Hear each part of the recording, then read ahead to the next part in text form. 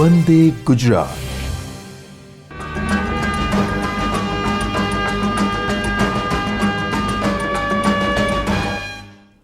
નમસ્કાર.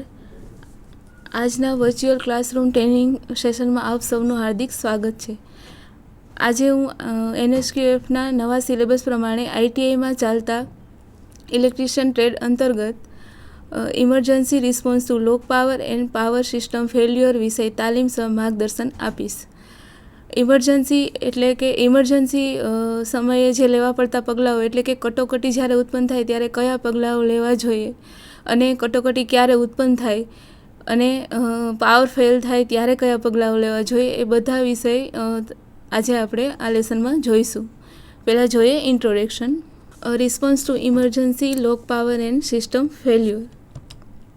ઇન્ટ્રોડક્શન જોઈએ કે વીજ ઉત્પાદન એકમો છે, સબસ્ટેશન છે, પછી વીજ ઉપકરણોના ઉત્પાદન એકમો છે, સ્ટીલ પાવર પ્લાન્ટ છે, ગાર્મેન્ટ અને ટેક્સટાઇલ ઇન્ડસ્ટ્રી છે, પેટ્રોલિયમ પ્રોડક્ટ રિફાઇનરી, પછી પ્લાસ્ટિક મેન્યુફેક્ચરિંગ એકમો છે, વિસ્ફોટ પદાર્થના વપરાશ ધરાવતા એકમો છે વગેરે જેવા એકમોમાં જે અકસ્માતો થતા હોય એ બધા અકસ્માતોને શું કહે છે તો કે ઔદ્યોગિક અકસ્માતો.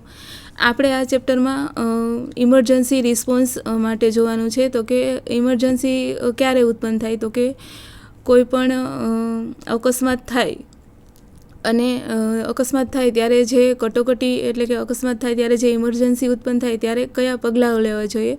અને અહીંયા આપણે ઔદ્યોગિક રિલેટેડ અકસ્માત વિશે જોઈશું કે ઔદ્યોગિક અકસ્માતો ક્યાં ક્યાં થઈ શકે છે. તો કે આપણે અહીંયા જોયું એમ કે સબસ્ટેશન વીજ ઉપકરણોના ઉત્પાદન એકમો છે, પછી પ્લાસ્ટિક મેન્યુફેક્ચરિંગ એકમો છે, પછી વિસ્ફોટક પદાર્થોના વપરાશ ધરાવતા એકમો છે. એ બધા જે એકમો છે ત્યાં ઔદ્યોગિક અકસ્માતો છે એ સર્જાઈ શકે છે. અને આ બધા એકમોમાં જે અકસ્માતો થતા હોય એને કેવા અકસ્માતો કહેવાય છે તો કે ઔદ્યોગિક અકસ્માત કહે છે. હવે જ્યારે આવા કોઈ અકસ્માત થાય ત્યારે જે કટોકટી સમયે સાવચેતીના કેવા પગલાં લેવા જોઈએ જેથી આપણે એ અકસ્માતની અસરને હળવી કરી શકાય. તો કે પહેલાં આપણે જોઈએ કે ઔદ્યોગિક અકસ્માત થવાના કારણો કે અકસ્માતો શા કારણે થઈ શકે છે. ઔદ્યોગિક એકમોમાં અકસ્માત થવાના કારણો શું હોય તો કે રાસાયણિક પદાર્થોના સંગ્રહ હોય કે કેમિકલ જે પદાર્થો હોય, પછી એનો વપરાશ છે, પછી પ્રક્રિયા કે હેરફેર દરમિયાન બિનનિયંત્રિત ઓપરેશન છે કે કોઈ પણ આ બધા જે રાસાયણિક પદાર્થો હોય એ બધીની જે હેરફેરની જે પ્રક્રિયા થતી હોય ત્યાં કોઈ ઓપરેશન છે એ બધા બિનનિયંત્રિત હોય કે કોઈ નિયંત્રણ કરવાનું ના હોય, કે પછી માનવીય ભૂલો હોય કે માણસ દ્વારા કોઈ ભૂલ થઈ હોય, પછી પવન છે, તાપમાન છે, વરસાદ છે જેવા વાતાવરણીય પરિબળોના કારણે, પછી શોર્ટ સર્કિટ ઇલેક્ટ્રિકલમાં જે શોર્ટ સર્કિટ થાય છે એ શોર્ટ સર્કિટ છે, પછી ગેસ લીકેજ, એવી જે બધી વ્યવસ્થાકીય ખામીઓ છે એના કારણે, પછી કુદરતી રીતે પણ જેમ કે ભૂકંપ છે, પૂર છે, વાવાઝોડું છે, એવી જે બધી કુદરતી આફતો છે એના કારણે પણ અકસ્માતો થતા હોય છે. હવે આવા અકસ્માતો છે એમાં શું થાય છે તો કે જાનમાલ અને મિલકતને નુકસાન થાય છે. તો આવા અકસ્માત સમયે આપણે જો સતર્ક રહીએ તો નુકસાનની માત્રા છે એ ઘટાડી શકાય છે. હવે એ માટે આપણે શું કરી શકીએ તો કે આપણે જે ઔદ્યોગિક એકમોમાં કામ કરતા હોઈએ તો કે ત્યાં પહેલાં આપણે રહેલા જે જોખમી રસાયણો હોય, ગેસ હોય, પછી જોખમી ઉપકરણો હોય એ વગેરેના કારણે કયા પ્રકારની હોનારત કે આફત ઉદ્ભવી શકે છે અથવા તો કયા પ્રકારનો અકસ્માત થઈ શકે છે, તથા જો આવી જો આપત્તિ સર્જાય કે આવો અકસ્માત થાય તો તે વખતે આપણે જે લેવાના ઉપાયો હોય એની માહિતી આપણી પાસે હોવી જોઈએ. અને આ માહિતી હોય તો શું થાય તો કે અચાનક આવી પડેલી આફત સમયે આપણે સમયસર અને યોગ્ય પગલાં લઈ શકાય અને આપણી પોતાની જાતને બચાવી શકાય. આપત્તિ પરત્વેની આપણી જે સજાગતા છે અથવા તો કે પૂર્વ તૈયારી છે અને આપણે સતર્ક રહીએ તો શું થાય તો કે ઔદ્યોગિક અકસ્માતો જે થતા હોય એની અસરને આપણે હળવી કરી શકીએ. જે વધારે નુકસાન થઈ શકે અથવા તો માનવ મૃત્યુ થઈ શકે તો કે એ બધી અસરોથી બચી શકીએ અને ઓછામાં ઓછું નુકસાન થાય એ આપણે કરી શકીએ. હવે આપણે જોઈએ ઔદ્યોગિક અકસ્માત વખતે શું થાય કે કોઈ પણ કારખાનામાં કે ફેક્ટરીમાં અકસ્માત થાય તો તે વખતે શું થાય. તો કે આગ લાગી શકે અથવા મોટો ધડાકો કે વિસ્ફોટ થાય, કોઈ રાસાયણિક પદાર્થ હોય જેને લીધે વિસ્ફોટ થાય, આગ લાગી શકે. પછી ઔદ્યોગિક એકમોનો જે આસપાસનો વિસ્તાર હોય એમાં આગ લાગી શકે, કોઈ ધડાકો થાય કે વિસ્ફોટ થાય તો. પછી એકમોમાં રહેલા ઇન્ડસ્ટ્રીયલ ઇન્ફ્રાસ્ટ્રક્ચર જેવા કે બોઇલર, ટાંકી જેવા જે પાત્રો છે એમાં પણ વિસ્ફોટ થાય તો શું થાય, તો આસપાસના જાનમાલને નુકસાન પહોંચાડે. પછી ગેસ ગળતર થઈ શકે જેના કારણે કામદારોને શ્વાસ લેવામાં તકલીફ પડે. પછી માનવ મૃત્યુ થઈ શકે. પછી અકસ્માતના કારણે ભાગમ ભાગ થાય, પછી ગભરાટ ફેલાય જેના કારણે માનવ મૃત્યુ થઈ શકે. અને જો કોઈ ઝેરી રાસાયણ લીકેજ થયો હોય અથવા તો ગેસ ઝેરી રાસાયણ છે એ લીકેજ થાય અથવા તો ફેલાય તો તેના કારણે કામદારોને પણ શારીરિક ઈજા થઈ શકે. અને એકમોની બિલ્ડિંગ, મશીનરી, સ્ટ્રક્ચર વગેરે પણ ઘસી પડે. હવે આ જ્યારે અકસ્માત થાય ત્યારે જે કટોકટી ઉત્પન્ન થાય છે ત્યારે કેવા પગલાઓ લેવા જોઈએ, તો કે રિસ્પોન્સ ટુ ઇમરજન્સી, એટલે કે કટોકટી વખતે લેવા જોઈતા પગલાઓ. એમાં શું છે તો કે જ્યારે ઔદ્યોગિક કામકાજ દરમિયાન અકસ્માતના સમયે, ઇમરજન્સી સમયે લેવા પડતા પગલાં. અકસ્માત થાય ત્યારે સૌપ્રથમ શું કરવાનું, તો કે સરકારી સત્તાધીશોને, ફાયર બ્રિગેડ છે, આગ લાગી હોય તો ફાયર બ્રિગેડ છે, પોલીસ વિભાગ વગેરેને થયેલી હોનારતની વહેલી તકે જાણ કરો. પછી મદદે આવનારને તેમની કામગીરીમાં રૂકાવટ ન થાય તે પ્રમાણે મદદરૂપ થાવ. કે કોઈ મદદ કરવા માટે આવ્યું હોય તો તેમાં તેને જે કામ કરતું હોય મદદ માટેનું, તો તેમાં રૂકાવટ ઊભી ન થાય તેવી રીતે એને મદદરૂપ થવાનું. પછી ફસાયેલા માણસોને બચાવની કામગીરી, કોઈ ફસાયેલા હોય અકસ્માતના તો તેને બચાવવાની કામગીરી કરવાની. પછી કોઈને ઈજા થઈ હોય તો એને સારવાર અર્થે હોસ્પિટલમાં પહોંચાડવામાં મદદરૂપ થવું. જો ટોક્સિક કે ઝેરી અથવા તો ફ્લેમેબલ પ્રકારના કોઈ ગેસ ગળતર જેવી હોનારત સર્જાય તો હવાની લંબ દિશામાં સલામત સ્થળે પહોંચો. પછી ઝડપથી ચાલો, પરંતુ ખોટી દોડાદોડ કરશો નહીં. અને જો કોઈ સ્થળે જોખમ ઊભું થયું હોય તો તેવા સ્થળની બિનજરૂરી મુલાકાત લેવાનું ટાળો. પછી ખોટી હોવા ન કરો, પછી રઘવાયા ન થાવ અને ખોટી અફવાઓ ન ફેલાવો. અને આવું જો કોઈ કરતું હોય તો તેને રોકો. હવે જો આગ લાગી હોય ત્યારે લોકો વધુ ગભરાઈ ન જાય તે રીતે આગ કે જલ્દી કરો એવી રીતે બૂમો પાડો અને આગથી વાકેફ કરો, તેમજ ફાયર એલાર્મ વગાડો.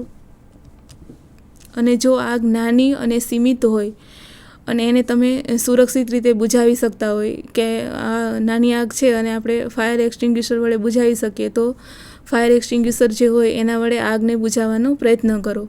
અને જો આગ મોટા પ્રમાણમાં હોય તો તેને ઓલાવવાનું કામ છે એ અગ્નિશામક દળના જવાનો પર છોડી દો અને તે માટે ફાયર બ્રિગેડનો સંપર્ક કરો.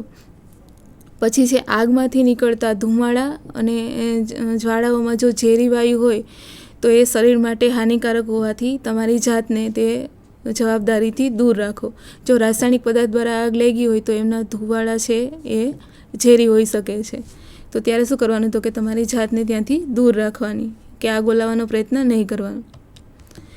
હવે જો રાસાયણોથી આગ લાગતી હોય તો એ આગમાં ઝેરી રસાયણો હોવાથી માન્ય કરેલા ફાયર એક્સટિંગ્યુશરનો જ ઉપયોગ કરવો. રાસાયણિક પદાર્થોથી જે આગ લાગતી હોય તો એ આગમાં શું હોય, તો કે ઝેરી પદાર્થો હોય છે જે નુકસાન કરી શકે છે. તો તેના માટે શું કરવાનું, તો કે એના માટે ઝેરી રસાયણો માટે જે ફાયર એક્સટિંગ્યુશર હોય છે તે જ ફાયર એક્સટિંગ્યુશરનો એ આગ ઓલાવવા માટે ઉપયોગ કરવો. જે રૂમમાં આગ લાગી હોય તો કે તેના બારીઓ અને દરવાજાઓને બંધ કરો, પરંતુ તેમને લોક કરવા નહીં અથવા તો બહારથી બંધ કરવા નહીં. અને જો દરવાજાઓ અને બારીઓ બંધ કરીએ તો તેનાથી શું થાય, તો કે આગને મળતું ઓક્સિજનનું પ્રમાણ છે એ ઘટે છે, એટલે આગ છે એ પ્રસરતી અટકે છે. અને જો તમારાથી આગ છે એ કાબૂમાં લાવી શકાય તેમ ન હોય તો એસેમ્બલી પોઈન્ટ, એટલે કે જે ઘટના સ્થળથી દૂર સલામત જગ્યા હોય ત્યાં પહોંચો અને અધિકૃત વ્યક્તિ દ્વારા અપાતી બીજી સૂચનાઓનો અમલ કરો. પછી આવે છે શોક લાગેલ વ્યક્તિને વીજળીના સંપર્કથી છૂટો પાડવો. હવે ઇલેક્ટ્રિકલ અકસ્માત બન્યો હોય ઇલેક્ટ્રિકલનો, તો કે ત્યાં કોઈ વ્યક્તિને શોક લાગ્યો હોય તો તેને વીજળીના સંપર્કથી કેવી રીતે છૂટો પાડવો, તો કે જો કોઈ વ્યક્તિને ઇલેક્ટ્રિકલ શોક લાગે ત્યારે સૌપ્રથમ તો તેને વીજ સંપર્કથી છૂટો પાડવો એ સૌથી મહત્ત્વનું કાર્ય છે. અને આ કાર્ય દરમિયાન છૂટો પાડનાર વ્યક્તિ છે એ પોતે શોકનો ભોગ ન બને એની કાળજી રાખવી ખૂબ જ જરૂરી છે. જો વ્યક્તિને વિસંપર્કથી સૌપ્રથમ આપણે દૂર કરવો હોય, પહેલાં તો શું કરવાનું, તો કે મેઇન સ્વિચ છે એ બંધ કરવી જોઈએ. અને જો પ્લગ લગાવેલ દોરડાથી જે કામ કરતા હોય તો પહેલાં તો જે પ્લગ હોય એને દૂર કરો. અને જો મેઇન સ્વિચ બંધ થઈ શકે તેમ ન હોય અને પ્લગ દૂર થઈ શકે તેમ ન હોય તો શું કરવાનું, તો કે પોતે સ્વયં રબર મેટ અથવા તો સૂકા લાકડાના પાટિયા જેવા કોઈપણ અવાહક પદાર્થ ઉપર ઊભા રહી અને અવાહક પદાર્થ જેમ કે લાકડું અથવા તો રબર એના વડે ઝટકો આપી અને તે વ્યક્તિને લાઇનથી છૂટો પાડવો જોઈએ. પરંતુ ક્યારેય તેને પકડીને લાઇનથી દૂર કરવાનો પ્રયત્ન ન કરવો જોઈએ. અને સાથી મિત્રો દ્વારા ડૉક્ટરને બોલાવવાની સૂચના આપવી જોઈએ. અને ડૉક્ટર ઘટના સ્થળે પહોંચે તે પહેલાં એને પ્રાથમિક સારવાર કરવી જોઈએ. પછી છે ભયજનક બાબતો શોધી અને તેને અટકાવવી. એટલે કે ઇન્ડસ્ટ્રી કે ઉદ્યોગમાં જે હેઝાર્ડ એરિયા હોય, જે ભયજનક એરિયા હોય તો તેને પહેલાં શોધવાના અને પછી ત્યાં અકસ્માત ન થાય તેને માટે અટકાવવાના પ્રયત્ન કરવા.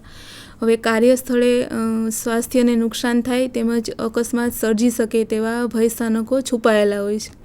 હવે આવા સ્ત્રોતો કે સ્થિતિઓ કે જે સ્વાસ્થ્ય અને સલામતી સંબંધી નકારાત્મક અસરો ઉપજાવે, પછી શારીરિક કે માનસિક ઈજાઓ પહોંચાડે, પછી કામની ગુણવત્તા ઘટાડે, તેમજ મિલકતને નુકસાન કરી અને કાર્યસ્થળનું વાતાવરણ દૂષિત કરે, એવા જે ખતરાના જે ભયસ્થાનકો હોય એને શું કહેવામાં આવે છે, તો કે એને હેઝાર્ડ કહેવામાં આવે છે. એટલે કે જોખમો કે જે ઔદ્યોગિક અકસ્માત સર્જવામાં ભાગ ભજવતા હોય એવા ભયસ્થાનકો હોય છે, જેને જોખમો કહેવાય છે, જેના લીધે અકસ્માત છે એ સર્જી શકે છે. અને જો આ હેઝાર્ડ એરિયા છે એના તરફ આપણે અનદેખી કરવામાં આવે તો શું થાય, તો કે તે સમયાંતરે વિકરાળ સ્વરૂપ ધારણ કરે. એટલે કે કામ કરવાના સ્થળે સુરક્ષા સંબંધિત ખતરો ઊભો કરે અને તેવી બાબતોની ખતરો ઉત્પન્ન કરે એવી બાબતોની આપણે નોંધ કરવી જોઈએ. અને તે જે ભયજનક સ્થળો હોય તેનાથી સાવચેત રહેવું જોઈએ.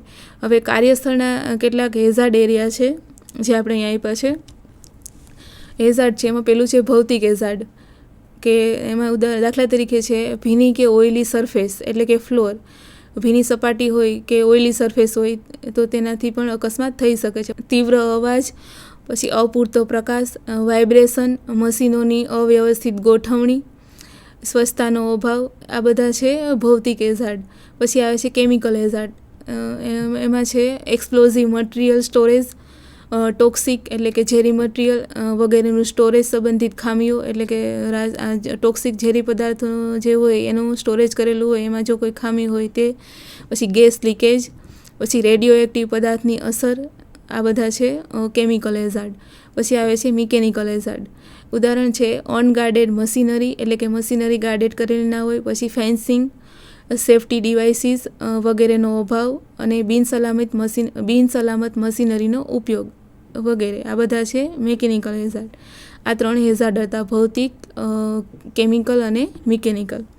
પછી આવે છે ઇલેક્ટ્રિકલ હેઝાર્ડ. ઇલેક્ટ્રિકલ હેઝાર્ડમાં શું હોય, તો કે અર્થિંગ સિસ્ટમનો અભાવ હોય અથવા તો નબળું અર્થિંગ હોય, પછી લીકેજ હોય, ઇલેક્ટ્રિકલ જે સર્કિટ હોય એમાં કરંટ લીકેજ થતો હોય, પછી શોર્ટ સર્કિટ થાય, પછી ઓવરલોડ થાય, પછી વાયર ઓપન હોય, પછી ઓવરહેડ કંડક્ટરના વધુ પડતા સેગ હોય, કે ઓવરહેડ કંડક્ટર હોય એમાં વધુ સેગ મૂકેલા હોય વધારે પડતા, પછી ઇન્સ્યુલેશનની નબળી ગુણવત્તા હોય, પછી હલકી ગુણવત્તાવાળા સાધન સામગ્રીનો ઉપયોગ વગેરે છે ઇલેક્ટ્રિકલ હેઝાર્ડ. પછી આવે છે ફાયર હેઝાર્ડ. એમાં ઉદાહરણ છે કાપડ, કાગળ, લાકડું, plastic, pant, solvent, cleaning fluid, electrical short circuit વગેરેને કારણે લાગતી આગ, જે બધા છે ફાયર હેઝાર્ડ. પછી આવે છે પાવર ફેલ્યોર સિસ્ટમ, એટલે કે પાવર ફેલ થાય ત્યારે શું કરવું જોઈએ, તો કે દિવસ દરમિયાન જ્યારે કામકાજના સમયે વીજળી ફેલ થાય તો કે તરત જ ઇલેક્ટ્રિક સપ્લાયથી ચાલતા મશીન્સ છે, ગેઝેટ છે, એ બધાની મેઇન સ્વિચ છે એ બંધ કરો. પછી જો રાત્રિના સમયે વીજળી ફેલ થાય અને સર્વત્ર અંધકાર સર્જાય તો કે તે સમયે તો કે જે મશીન ઉપર તમે કામ કરતા હોય કે જે જગ્યા ઉપર તમે ઊભા છો ત્યાં જ ઊભા રહો, કારણ કે અચાનક રોશની બંધ થવાથી કશું જોઈ શકાતું નથી. હવે જ્યારે આસપાસ થોડું અજવાળું થાય ત્યારે સલામત જગ્યાએ પહોંચો, અને ઇમરજન્સી લાઇટ થાય ત્યારે તમામ મશીન કે ગેઝેટની મેઇન સ્વિચ છે એ બંધ કરો. અને પાવર ફેલ થાય ત્યારે તમારા ઉપરી અધિકારીને પાવર ફેલિયર અંગેનો રિપોર્ટ કરો. હવે પાવર ફેલ થાય ત્યારે ઇમરજન્સીમાં જનરેટર ઉપર લોડ ચાલુ થાય ત્યાં સુધી એક્ઝોસ્ટ ફેન ઇલેક્ટ્રિસિટી ગુમાવશે. હવે એક્ઝોસ્ટ ફેન ઇલેક્ટ્રિસિટી ગુમાવશે એટલે શું થશે તો કે જ્યારે પાવર નિષ્ફળ જશે ત્યારે એક્ઝોસ્ટ હવામાં ઘટાડો થશે અને બિલ્ડિંગમાં રહેલા ફેનને સપ્લાય ન મળતા તેને કારણે હવા છે એ એક્ઝોસ્ટ કરશે નહીં, અને ક્લિનિંગ રૂમ અને ગેસ રૂમમાં પણ હવા એક્ઝોસ્ટ થશે નહીં. અને જનરેટર ચાલુ થાય ત્યાં સુધીમાં બારી દરવાજા જો બંધ હોય તો તેને ખોલવા જોઈએ, જેથી હવાની અવરજવર થઈ શકે. પછી છે પ્રશ્ન છે કે અકસ્માત થવાના કારણો જણાવો, કે કયા કારણોથી અકસ્માત છે એ થઈ શકે છે. તો કે અકસ્માત થવાના મેઇન 2 કારણો છે. પહેલું છે માનવસર્જિત અકસ્માત અને બીજું છે કુદરતી અકસ્માત. તો કે માનવસર્જિત અકસ્માત કેવી રીતે થઈ શકે તો કે માનવીય ભૂલના કારણે બિનનિયંત્રિત ઓપરેશન, રાસાયણિક પદાર્થો હોય તો તેનું હેરફેર દરમિયાન બિનનિયંત્રિત ઓપરેશન હોય, પછી શોર્ટ સર્કિટ છે, પછી ગેસ લીકેજ છે. આ બધા જે અકસ્માતો છે એ માનવીય ભૂલના કારણે થતા હોય છે. પછી કુદરતી કારણોસર કયા અકસ્માતો થાય છે તો કે ભૂકંપ છે, પૂર છે, વાવાઝોડું છે, પછી પવન છે, તાપમાન છે, વાતાવરણીય અસર છે, વરસાદ છે. આ બધાને લીધે જે અકસ્માતો થતા હોય છે એ કુદરતી અકસ્માતો. પછી બીજું છે અકસ્માત થાય ત્યારે ઇમરજન્સી સંજોગોમાં શું કરવું જોઈએ. તો કે સૌપ્રથમ તો જ્યારે અકસ્માત થાય ત્યારે સરકારી સત્તાધીશોને અને ફાયર બ્રિગેડને અથવા તો પોલીસ વિભાગને જાણ કરવી જોઈએ. પછી બીજું શું કરવું જોઈએ તો કે અકસ્માતમાં ફસાયેલા માણસોને બચાવની કામગીરી કરવી જોઈએ. અને જો કોઈ અકસ્માતમાં કોઈને ઈજા થઈ હોય તો તેને હોસ્પિટલે પહોંચાડવા જોઈએ અને સારવાર આપવી જોઈએ. અને આ અકસ્માતમાં જો આગ લાગી હોય તો જો આગ છે એ નાની હોય તો તેને ફાયર એક્સટિંગ્વિશર વડે બુઝાવવાનો પ્રયત્ન કરવો જોઈએ. અને જો મોટા પ્રમાણમાં હોય તો ફાયર બ્રિગેડને ફોન કરવો જોઈએ. પછી છે પાવર ફેલ થાય ત્યારે ઇમરજન્સી સમયે કેવા પગલાં લેવા જોઈએ. ત્રીજો પ્રશ્ન છે કે સૌપ્રથમ તો પાવર ફેલ થાય ત્યારે પાવર ફેલિયરનો તમારા ઉપરી અધિકારીને રિપોર્ટ કરવો જોઈએ. જ્યારે પાવર ફેલ થાય ત્યારે પહેલાં તમારા મશીન અને ગેઝેટની મેઇન સ્વિચ છે એ બધી બંધ કરવી જોઈએ. અને જો રાત્રિ દરમિયાન પાવર ફેલ થાય તો કે તમે જે મશીન ઉપર કામ કરતા હોય ત્યાં જ રહેવું જોઈએ. અને જ્યારે કોઈ ઇમરજન્સી લાઇટ ચાલુ થાય તો મશીનની મેઇન સ્વિચ અને ગેઝેટ બંધ કરી અને પછી જ પાવર ફેલનો રિપોર્ટ કરવો જોઈએ. આજે આપણે ઇમરજન્સી રિસ્પોન્સ એટલે કે કટોકટી સમયે લેવા પડતા પગલાં અને પાવર ફેલ્યોર સિસ્ટમ વિશે જોયું. Thank you.